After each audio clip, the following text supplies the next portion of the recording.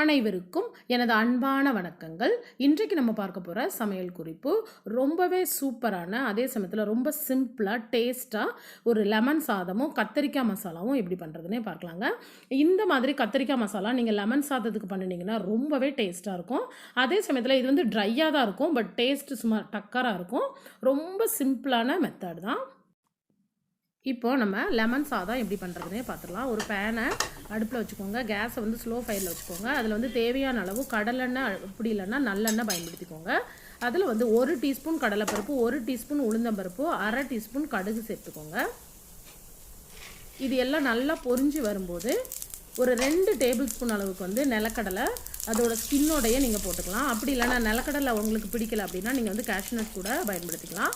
அப்புறம் வந்து கொஞ்சமாக கருவேப்பிலையும், நான் வந்து ஒரே ஒரு வத்தல் போட்டுக்கேன். இந்த வத்தல் ரொம்பவே காரம், அதனால் 1 போட்டுக்கேன். உங்களுக்கு காரம் இன்னும் வேணும்னா நீங்கள் 2 கூட பயன்படுத்திக்கலாம்.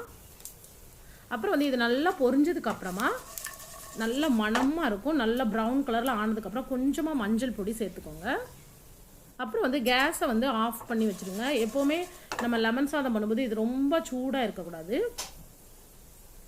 கொஞ்ச நேரத்துக்கு நார்மல், கொஞ்சம் ஓரளவு சூடு கம்மியானதுக்கு அப்புறமா இதில் வந்து எலுமிச்சை சாறு வந்து நான் வந்து 1.5 லெமனில் இருந்து சாறு எடுத்து ஊற்றிருக்கேன். இந்த லெமன் சாதம் அளவு வந்து ஒரே ஒரு நபருக்கு வந்து சாப்பிட்ற அளவுக்கு பண்ணுறேங்க. அப்புறம் வந்து இதில் வந்து 4 கப், அதாவது ஒரு 4 கரண்டி ரைஸு ஒரு நபருக்கு சாப்பிட்ற அளவுக்கு நீங்கள் இதில் சேர்த்துக்கலாம்.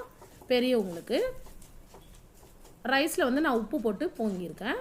நீங்கள் வந்து ரைஸ் வந்து நல்லா உதிரியாகவே பொங்கி எடுத்துக்கலாம். நீங்கள் குக்கரில் வச்சா கூட அது வந்து குக் ஆனதுக்கப்புறம் நல்லா நீங்கள் வந்து கிளறி விட்டுட்டிங்கன்னா நல்லா உதிரியாகவே இருக்கும். பாருங்கள், ஆக்சுவலி வந்து இதோட கலர் வந்து ரொம்பவே அருமையான கலரில் இருக்குது. இந்த லைட்டு வந்து எங்கள் கிச்சனில் உள்ள லைட்டு சரியில்லாதனால வேறு ஒரு கலரில் உங்களுக்கு ஸ்க்ரீனில் தெரியுது. பாருங்கள், இப்பொழுது சுவையான லெமன் சாதம் ரெடி ஆகிட்டு. லாஸ்ட்டில் நீங்கள் கொஞ்சமாக கொத்தமல்லி இலை கூட தூவிக்கலாம்.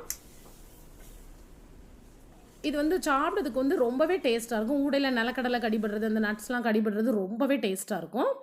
இது கூட வந்து நீங்கள் கண்டிப்பாக நீங்கள் நினைப்பீங்க என்னடா ட்ரையாக இருக்குது கத்திரிக்காய் பொரியல், அது எப்படி நல்லாயிருக்கும்னு. பட் ரொம்பவே டேஸ்ட்டாக இருக்கும். நீங்கள் கண்டிப்பாக உங்கள் வீட்டில் ட்ரை பண்ணுங்கள்.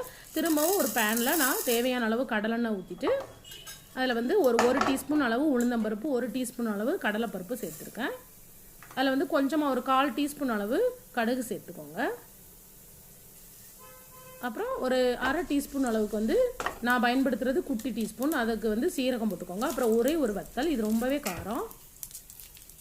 இந்த மெத்தட் வந்து ரொம்பவே சிம்பிள். நீங்கள் வந்து இதில் தக்காளி பழம் கூட நம்ம போடுறது கிடையாது. கொஞ்சமாக கருவேப்பிலையை, என்றைக்குமே கருவேப்பிலையை 2ஆக கிள்ளி போட்டிங்கன்னா நீங்கள் எந்த ரெசிபி பண்ணீங்களோ அந்த பொரியலோ கூட்டோ குழம்போ எல்லாமே நல்ல ஒரு மணமாக இருக்கும். அப்புறம் வந்து ஒரு 2-3 பூண்டை வந்து லைட்டாக சதைச்சி போட்டுக்கோங்க. சதைச்சிட்டு அப்படியே போட்டுக்கலாம். நல்ல ஒரு மணம் கிடைக்கும், அதுலேருந்து நல்ல ஒரு ஃப்ளேவர் வரும். அப்புறம் வந்து ஒரே ஒரு பெரிய வெங்காயத்தை நல்லா சின்னதாகவே கட் பண்ணி போட்டுக்கோங்க. கொஞ்சம் பெரிய சைஸ் வெங்காயம். இதில் வந்து உங்களுக்கு சின்ன வெங்காயம் வேணாலும் பயன்படுத்திக்கலாம். அப்புறம் வந்து நான் வந்து குட்டி கத்திரிக்காய் வந்து ஒரு 1/2 கிலோ கத்திரிக்காவை, 1/2 கிலோவுக்கு கொஞ்சம் கம்மியாக இருக்கும், 400 கிராம் இருக்கும், அந்த மாதிரி கட் பண்ணி போட்டுக்கேன். இந்த மாதிரி கட் பண்ணி போட்டுக்கோங்க.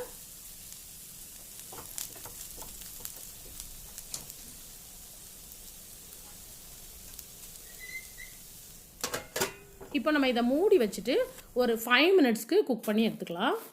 இடையில வந்து நீங்கள் செக் பண்ணி பார்த்துக்கணும். அப்புறம் வந்து இதில் ரொம்பவே முக்கியமான விஷயம், நான் வந்து நான்ஸ்டிக் பயன்படுத்துகிறேன். அதே சமயத்தில் மூடி வச்சு குக் பண்ணுறேன். நீங்கள் வந்து வேறு பாத்திரம் பயன்படுத்தினீங்க அப்படின்னா கண்டிப்பாக தண்ணி வந்து கொஞ்சம் கொஞ்சமாக தெளித்து குக் பண்ணி எடுத்துக்கலாம். அப்புறம் இந்த மாதிரி மூடி வச்சு குக் பண்ணி எடுத்துக்கோங்க. பாருங்கள், இப்போ வந்து ஓரளவு வெந்துருச்சு. வெந்ததுக்கப்புறமா தேவையான அளவு உப்பு போட்டிருக்கேன். அப்புறம் கொஞ்சமாக மஞ்சள் பொடி, அப்புறம் காரத்துக்கு 1 டீஸ்பூன் அளவு, அதாவது நான் பயன்படுத்துகிறது ரொம்பவே குட்டி டீஸ்பூன், அதுக்கு வந்து 1 டீஸ்பூன் அளவு சில்லி பொடியும், 1 டீஸ்பூன் அளவு கொத்தமல்லி பொடியும், அப்புறம் 1/4 டீஸ்பூன் அளவு வந்து பெருங்காய பொடியும் சேர்த்துருக்கேன். இதில் வந்து உங்களுக்கு சில்லி பொடியும் கொத்தமல்லி பொடியும் போட வேண்டாம்னு நினச்சிங்கன்னா கொஞ்சமாக நீங்கள் வந்து ஒரு 1.5 டீஸ்பூன் அளவுக்கு வந்து சாம்பார் பொடி சேர்த்துக்கலாம். இந்த மாதிரி நீங்கள் ஒரு தடவை ட்ரை பண்ணி பாருங்க, ரொம்பவே டேஸ்ட்டாக இருக்கும். திரும்பி நம்ம இதை லைட்டாக மூடி வச்சு குக் பண்ணி எடுத்துக்கலாம். இது வந்து ட்ரையாக தான் இருக்கும். அதே சமயத்தில் உங்களுக்கு சாப்பிடும்போது நல்லா பீசஸாக வரும். அதாவது ரொம்ப குழஞ்செல்லாம் இருக்காது. சாப்பிட ரொம்பவே டேஸ்ட்டாக இருக்கும்.